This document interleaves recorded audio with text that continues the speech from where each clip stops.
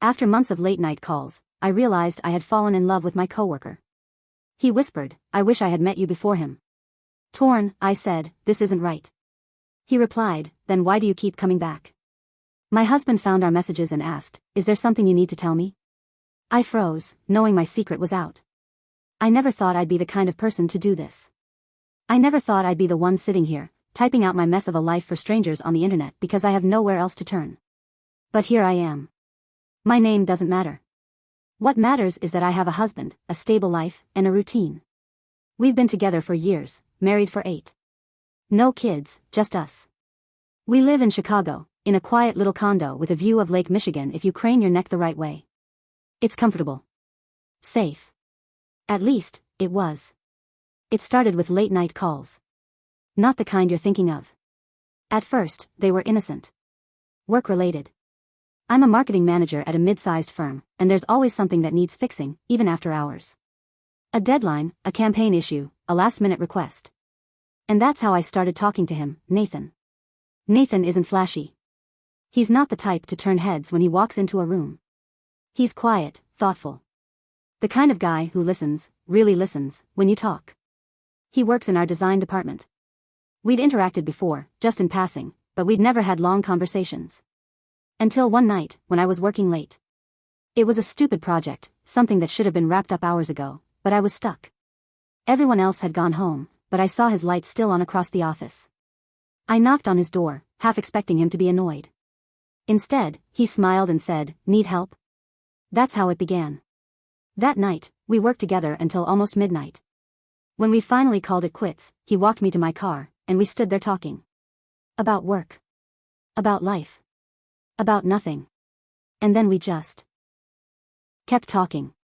It turned into a habit. A few weeks later, we started texting after work. Just little things at first. A joke about our boss. A meme. An update on a project. Then, one night, he called. I remember because I was in bed, next to my husband. I saw Nathan's name light up my screen, and I hesitated before answering. I took the call in the bathroom, whispering so I wouldn't wake my husband. That should have been my first red flag.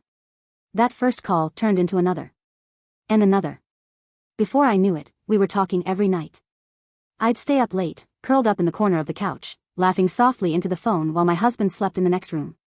And then, at some point, something shifted. One night, Nathan said, "I wish I had met you before him." I should have shut it down. I should have told him it was inappropriate. I should have stopped answering his calls, his texts. But I didn't. Instead, I whispered back, "This isn't right." He asked, "Then why do you keep coming back?" I didn't have an answer. And I still don't. It wasn't physical. Not yet. But it felt just as dangerous. I started making excuses to see him more. Late-night work sessions. Lunch breaks that stretched longer than they should have. Standing just a little too close when we talked. Lingering touches that lasted a second too long. I told myself it was harmless. That I wasn't really doing anything wrong. That as long as I didn't cross the line, I wasn't cheating. But I was. I was cheating the moment I started lying. The moment I started hiding my phone when my husband walked into the room. The moment I started deleting messages. The moment I started feeling guilty every time I looked at my husband and realized I didn't love him the way I used to. Then he found my messages. It happened last night. I was in the shower. I guess I'd left my phone unlocked, or maybe he'd been suspicious for a while and finally decided to check. Either way, when I came out, he was sitting on the edge of the bed, my phone in his hands. His face was blank. Too blank. I knew, in that instant, that he had seen everything. He didn't yell. He didn't throw my phone. He didn't ask who it was. He just said, "Is there something you need to tell me?" I froze. I opened my mouth. Closed it. Because what the hell do you even say to that? I don't know what happens next. I don't know if I want to fix this. I don't know if I can fix this. All I know is that my secret is out. And I don't know if I even want to fight for my marriage anymore. I stood there, dripping water onto the floor, my heart pounding so loud I was sure he could hear it. My husband, Michael, was staring at me, waiting. I could have lied. I could have made something up, pretended it was nothing. A misunderstanding. A joke. But I didn't. Because something about the way he looked at me, the way his hands were shaking just slightly as he held my phone, made it clear that lying wouldn't save me. I swallowed hard. That's all I got out before he stood up. He didn't say a word. Just grabbed his jacket from the chair, shoved his feet into his shoes, and walked out the door. I didn't follow him. I just stood there, staring at the empty space he left behind, my body frozen. The front door clicked shut. And then, silence. I don't remember getting dressed. I don't remember moving to the couch. But somehow, I ended up there, curled up with a blanket, staring at my phone. One missed call from Michael. A dozen unread texts from Nathan. I didn't answer either of them. At some point, I must have fallen asleep, because the next thing I knew, my phone was buzzing against my chest. I grabbed it without thinking. Nathan. I answered. Hey, he said, voice quiet. Are you okay? I almost laughed. No, I wasn't okay. My husband found out, I whispered. There was a pause. Then he sighed. Do you need me to come over? I should have said no. Instead, I hesitated. That hesitation was all he needed. I'm on my way. I didn't stop him. 15 minutes later, Nathan was standing in my living room. It felt different, having him here. At work, in coffee shops, on the phone, he was my escape. The secret world I could slip into whenever I wanted. But now? In my home? Where Michael and I had spent years building a life together? It felt wrong. I don't know what to do, I admitted. Nathan stepped closer, his hand reaching for mine. Do you love him? I opened my mouth. Closed it. Because I didn't know. Or maybe I did, and I just didn't want to say it out loud. Nathan's fingers brushed mine. And then, before I could think, before I could stop myself, I kissed him. It was reckless. Desperate. Nothing like the slow burn of our late-night talks. It was messy, filled with guilt and want and too many emotions I couldn't name. He pulled me closer. I let him. And then, a sound. The front door unlocking. We broke apart. My heart stopped. Michael walked in. His eyes landed on Nathan instantly. And just like that, everything shattered. Michael didn't move. Nathan didn't move. I felt like I couldn't breathe. Michael's eyes flicked to me. His face was blank again, but his jaw was tight. Too tight. Like he was holding something back. I opened my mouth, but before I could say anything, he spoke. How long? I swallowed hard. Michael, how long? His voice was steady, but his hands were clenched into fists. Nathan shifted beside me. It's not what you think. Michael let out a breath that was almost a laugh. Oh, really? Because from where I'm standing, it looks exactly like what I think. The tension in the room was suffocating. Then Michael did something I wasn't expecting. He turned to Nathan. You knew she was married. Nathan didn't answer. Michael took a step forward. You knew. Nathan stood his ground. Yeah. I knew. Michael nodded, like he was processing that. And then, without warning, he punched Nathan in the face. It happened so fast, I barely had time to react. 1 second, Nathan was standing next to me, and the next, he was on the floor, groaning, holding his jaw. Michael stood over him, breathing hard. I gasped. Michael, stop. Nathan pushed himself up, wiping his mouth. Guess I deserved that. Michael's nostrils flared. You deserve a lot more than that. Michael, I said again, voice shaking. Please. He turned to me. And that was somehow worse than the punch. Because in that moment, I saw it. The betrayal. The hurt. The disbelief that the woman he had built a life with, the woman he had trusted, had done this. I had done this. He took a deep breath. His hands were still shaking. I want you to leave. I blinked. What? He pointed at the door. Both of you. Get out. Nathan moved first, rubbing his jaw as he grabbed his jacket and headed for the door. He didn't look at me. Didn't say anything. But I couldn't move. Michael, I whispered. His face didn't change. I don't want to look at you right now. The finality in his voice sent a chill through me. Still, I didn't move. Because leaving felt too real. Leaving meant it was over. Leaving meant I had to face the fact that I might have just lost the one thing I never thought I'd lose. Michael didn't wait for me to make a decision. He grabbed his own coat, turned on his heel, and walked out. The door slammed shut behind him. And just like that, I was alone. I sat there, staring at the closed door, my pulse pounding in my ears. Michael was gone. Nathan was gone. And I was alone. For the first time in weeks, maybe months, there was no late-night phone call, no warm voice on the other end of the line, no comforting presence beside me. Just silence. I should have been relieved. Maybe even grateful. Instead, I felt like I was free-falling, like the ground had been ripped out from under me. I didn't know where Michael had gone. I wanted to call him, but what would I even say? Come back. Let's fix this. I wasn't sure if I even believed those words. Instead, I did something stupid. I called Nathan. He answered on the second ring. Are you okay? I let out a shaky breath. I don't know. There was a pause. Then, quietly, he said, come over. Nathan lived in an apartment downtown, nothing fancy, but it had a view of the city that always felt like it belonged in a movie. When I got there, he was waiting for me at the door, an ice pack pressed against his jaw. I'm fine, he said before I could ask.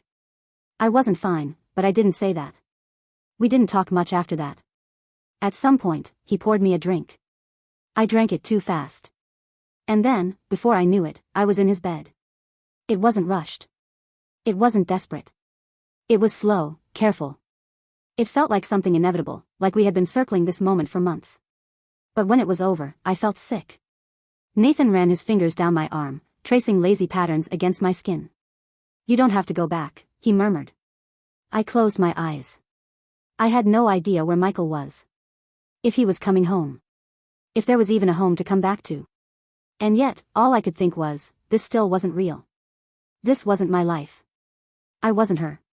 The woman who ran away from her marriage and started over with the man she had an affair with. I wasn't supposed to be this person. But maybe I already was. Michael didn't come home that night. Or the next. I called. He didn't answer. Then, on the third day, I got a text. We need to talk.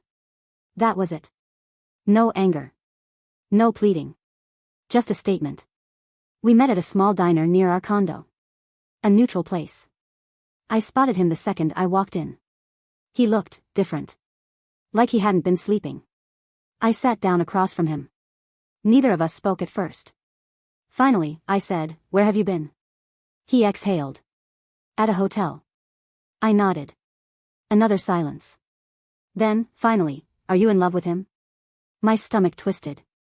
I opened my mouth, then hesitated. Because how was I supposed to answer that? I was in love with Nathan. Maybe not in a way that made sense. Maybe not in a way that was built to last. But it was still real. Michael saw the hesitation. He let out a quiet laugh. Guess that answers that. I shook my head. It's not that simple. Actually, it is. His voice was steady, but there was something in his eyes, something hollow. You made your choice.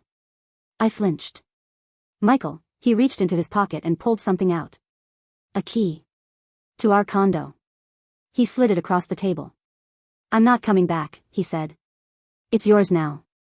My heart dropped. Michael, wait, he stood up. I hope he was worth it. And then, just like that, he walked out of my life. I went back to Nathan's that night. Not because I wanted to. Because I had nowhere else to go. He didn't ask questions. Just let me in, wrapped his arms around me, held me until I fell asleep. But in the morning, something felt wrong. Nathan wasn't in bed when I woke up. I found him in the living room, standing by the window, his phone in his hand. His face was pale. What's wrong? I asked. He looked at me, his throat working. It's Michael. I froze. What about him? Nathan hesitated. Then, slowly, he turned his phone around so I could see. My stomach dropped. It was a news article. A car crash. One dead. And the name, Michael's name, right there in black and white. Everything went cold. My vision blurred. Nathan was talking, saying something, but I couldn't hear him. I couldn't hear anything over the deafening silence in my head. Michael was dead. And I would never be able to fix this. I couldn't move. Michael was dead. The words on Nathan's phone blurred as my breath turned shallow, my chest tightening like something was crushing me from the inside out. No, I whispered. Nathan was saying something, but I barely heard him. This wasn't real. It couldn't be real. Michael was angry at me. He had left me. He wasn't supposed to die. My hands were shaking. When did this happen? Nathan swallowed hard. Last night. I stared at the article again, searching for more details. Chicago man killed in single vehicle crash late last night on the I-90 expressway. Speed was a factor. Authorities have not yet confirmed if alcohol was involved. I felt sick. Nathan stepped toward me, placing a hand on my arm. Hey, I jerked away. Because suddenly, I wasn't just sick. I was furious. This wasn't supposed to happen. None of this was supposed to happen. I turned on Nathan, my voice sharp, accusing. Why didn't you tell me sooner? His brows knitted together. I just found out, I shook my head. You knew something was wrong. I saw it on your face the second I walked in. And you waited? I was trying to figure out how to tell you, he shot back. I let out a bitter laugh, my whole body trembling. Right. Because that worked out so well. The words tasted like poison. Because the truth was sinking in, sharp and jagged. Michael was gone. And the last thing he had said to me was I hope he was worth it. And now? Now I wasn't even sure. Nathan reached for me again, but I stepped back. I need to go. He stiffened. Go where? I don't know. Are you seriously blaming me for this? His voice was calm, but I could hear the frustration simmering underneath. I turned to him, eyes burning. If it wasn't for you, none of this would have happened. His jaw tightened. You think I forced you to cheat? My stomach twisted. No, I said, voice weaker this time. But what? Nathan's voice was steady, too steady. You made your choices, and now you're looking for someone to blame. I let out a shaking breath. I don't know who I am anymore. He studied me for a long moment. Then, quietly, he said, I think you do. I didn't go back to the condo. I couldn't. Instead, I drove aimlessly for hours, letting the city blur around me. Chicago looked the same, but everything felt different. By the time I finally stopped, it was dark. I was parked outside of a church. Not one I had ever been to, just a random one that had its doors open. I went inside. Not to pray. Not for forgiveness. I just needed somewhere quiet, somewhere that didn't feel like a graveyard of my mistakes. I sat down in the back pew, staring at the altar. I had ruined everything. Michael was gone. Nathan was right, I had made my choices. But I hadn't once stopped to think about the consequences. Not really. I had let myself believe I was the victim, when in reality, I was the one who had set everything on fire. A movement to my left caught my eye. I turned, and froze. Michael's sister, Rebecca, was standing at the other end of the pew, staring at me with an expression so sharp it could cut glass. What the hell are you doing here? She asked. My throat tightened. She took a step closer, and suddenly, she was right in front of me, her eyes blazing with something between rage and grief. He's dead, and you don't even have the decency to disappear? I flinched. Her voice rose. Do you even care? I opened my mouth, but no words came. Because I didn't know what to say. I had no defense. No excuse. Rebecca's eyes filled with tears, but her voice didn't waver. He loved you, you know. Even after he found out. Even when he knew he should leave, he still loved you. I sucked in a sharp breath. You destroyed him, she whispered. And now he's gone. A sob caught in my throat. I never wanted this. Yeah? Rebecca's eyes flashed. Then why did you do it? Tears blurred my vision. I don't know. Because that was the truth. I had convinced myself it was love. That I had found something real with Nathan. That Michael was just there. That I was trapped, unfulfilled, unseen. But had I even tried to fix my marriage? Had I even given Michael the chance to fight for us? Or had I just run the second something felt easier? Rebecca exhaled sharply, shaking her head. I hope you live with this for the rest of your life. Then she turned and walked away, leaving me sitting in the empty church, drowning in the truth of what I had done. Nathan called. I didn't answer. Days passed. I went to Michael's funeral. I sat in the back, out of sight, not daring to speak to anyone. Nathan showed up.